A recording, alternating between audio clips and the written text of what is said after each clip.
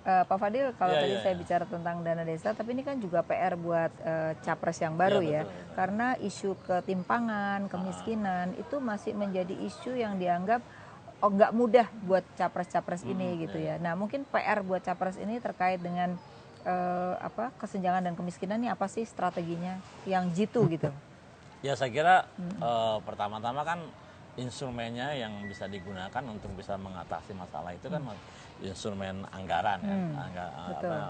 APBN lah gitu APBN, kan. ya. Nah kalau menurut saya lihat apa namanya porsi untuk belanja sosial ya. Bukannya naik Pak Ya bansosnya? harus lebih tingkatkan lah gitu kan. Kemudian yang kedua adalah efektivitasnya juga harus diperbaiki. Tepat sasaran tepat ya. sasaran.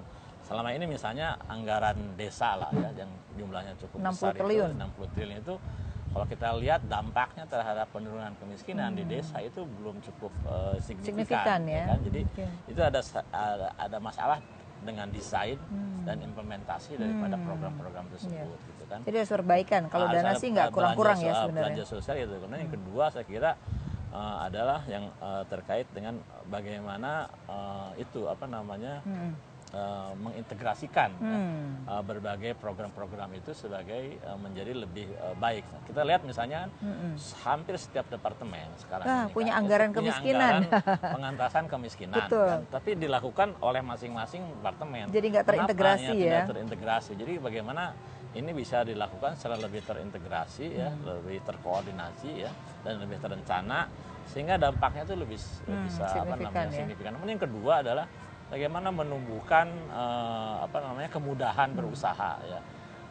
Kemudian terutama di kalangan masyarakat bawah ini ya, sehingga semangat entrepreneurship itu mulai tumbuh. ditumbuhkan ya. Yang ketiga kalau kita lihat masalah ketimpangan kan masalah terkait dengan ketimpangan kepemilikan lahan. Iya. Nah ini saya kira juga waktu itu kan sudah ada pembagian agrarian itu kan. Reform itu apa namanya reformasi agraria harus dipercepat itu, ya. Harus lebih di skalanya itu ditingkatkan lagi dan jangan berhenti kepada pemberian sertifikat. Kalau pemberian sertifikat itu bisa dijual.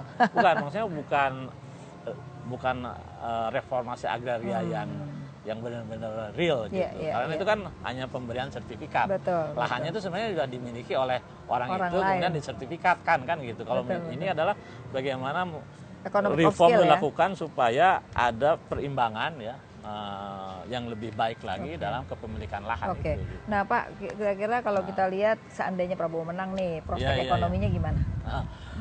Ya ini sebenarnya terlalu dini untuk memprediksikan siapa yang bakal menang. Tapi paling tidak ini kan satu-satu. Kalau Prabowo gimana, kalau Jokowi gimana? Ya kalau menurut saya pada akhirnya kalau misalnya Pak Prabowo menang ataupun Pak Jokowi yang menang, itu kita tuh melihat persoalan ekonomi itu sama seperti itu bahkan gitu.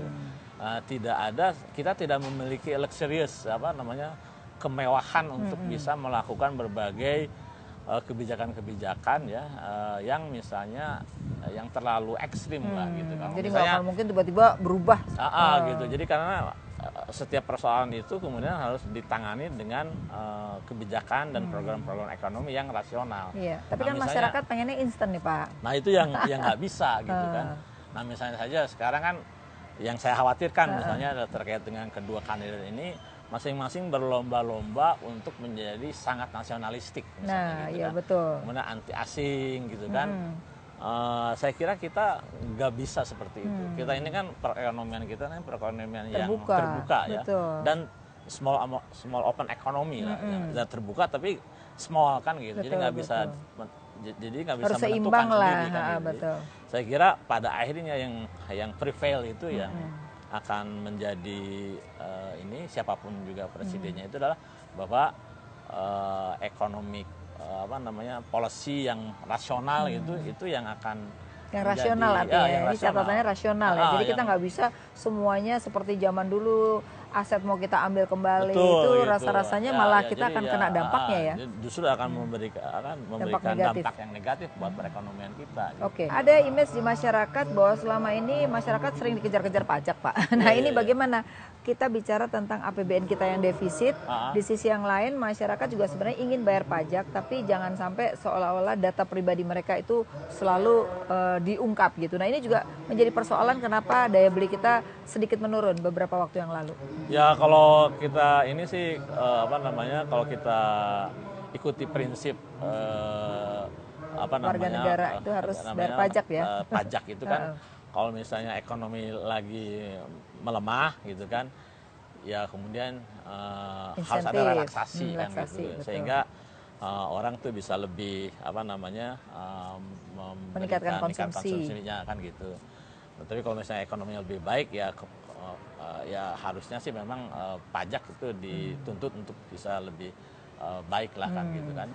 Nah jadi saya kira pemerintah harus menjaga keseimbangan ini, jadi harus mengetahui sekarang ini ekonomi seperti apa sih gitu kan. Kemudian ya walaupun kita tahu juga bahwa bukan berarti kita ini sekarang ini kan pajaknya kan optimal. Betul, kan gitu. Jadi kan misalnya masih ada potensi-potensi pajak yang bisa dilakukan untuk bisa meningkatkan gitu. Nah, kadang-kadang kalau kita kampanye atau capres kampanye itu seringkali Pak populis gitu loh. Padahal populis itu kan bakal meningkatkan APBN, bebannya kan ke rakyat gitu. Ini gimana supaya mereka itu juga tidak terlalu janji-janji yang akhirnya mengorbankan rakyat juga. Itu juga cara yang baik saya kira.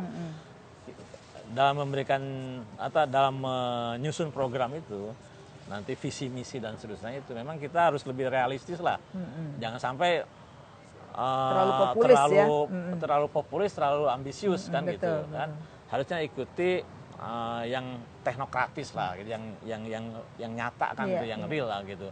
Misalnya target pertumbuhan kan 7% kan, kan nggak make sense gitu ya.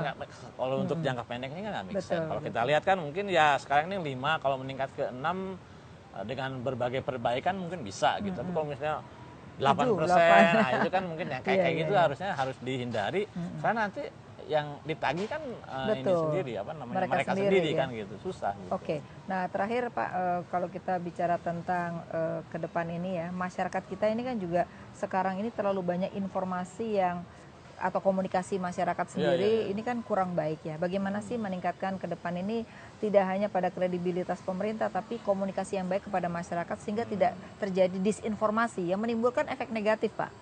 Ya, saya kira kan sekarang memang di era media sosial yang begitu intens ini kan, terbuka ini ya, itu ada buku judulnya itu kan The Death of Expertise gitu. Jadi sekarang ini nggak diperlukan lagi orang yang expertise itu masing-masing punya expertise sendiri, viralkan ini viralkan itu kan gitu. Nah jadi memang ini nggak bisa terhindarkan, tapi yang saya kira itu yang bisa dilakukan oleh pemerintah ini ya, kayaknya dalam kaitannya dengan kampanye ini adalah harusnya yaitu pertama-tama ini harus menonjolkan programnya yang dan visinya gitu, dan kemudian tidak personal gitu kemudian menghindari politik yang sara itulah kan gitu. Jadi masing-masing berlomba-lomba menjelaskan kepada masyarakat itu visi dan misinya ya, dan kemudian melibatkan stakeholder dalam visi misi itu ya. Kemudian yang terakhir juga ada kepada juga masyarakat tentunya kan sekarang memang kan dampak dari pemilu yang lalu dan kemudian pilkada yang DKI ini kan ada masyarakat terbelah gitu. Justru saya kira jangan sampai itu terjadi lagi ya di dan itu bisa tidak akan terjadi kalau misalnya masing-masing capres ini itu menyadari itulah, kemudian lebih menonjolkan tadi itu visi misinya dan kemudian menonjolkan negara yang lebih maju yang gitu lebih ya. Besar gitu dan stop labeling lah, labeling ini, labeling itu kan gitu. Baik, terima kasih Pak Mardhani Hasan. Ya. Ya pemirsa, demikian perbincangan saya dengan dua narasumber, dan setelah Pilpres kita berharap memang visi misi yang diajukan para capres ini adalah yang lebih rasional dan bisa diterima oleh semua stakeholder dan bisa maju bersama-sama untuk negara ini, tidak hanya sekedar populis yang dijanjikan kepada masyarakat kita. Ya pemirsa, terima kasih atas kebersamaan Anda. Sampai jumpa.